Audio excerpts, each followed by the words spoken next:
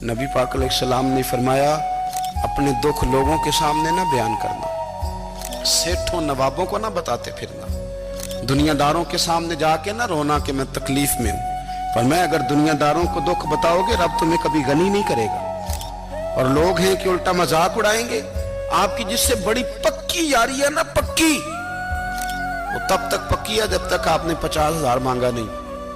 और जिस वक्त आपने कह दिया कि मैं मजबूर हूं मेरी मदद कर, तो फिर खत्म हो गई दोस्ती। लोगों की ताल्लुकात आपके साथ तब तक हैं जब तक आप उनसे कोई जरूरत वाबस्ता नहीं करते। करीम आबू फरमाने लगे, बंदों के सामने दुख ना बयान करना, अल्लाह तुझे कभी गनी नहीं करेगा। तो अपने दुख अपने रब को बता, तू दुआएं मांग, तू उसकी बारगाह में हाजिर हो, तू उसके हुजूर अर्ज कर। फरमाया अपने दुख अपने रब को बता, वो जल्दी करे या देर से करे तुझे सारी दुनिया से बेनियाज कर देगा।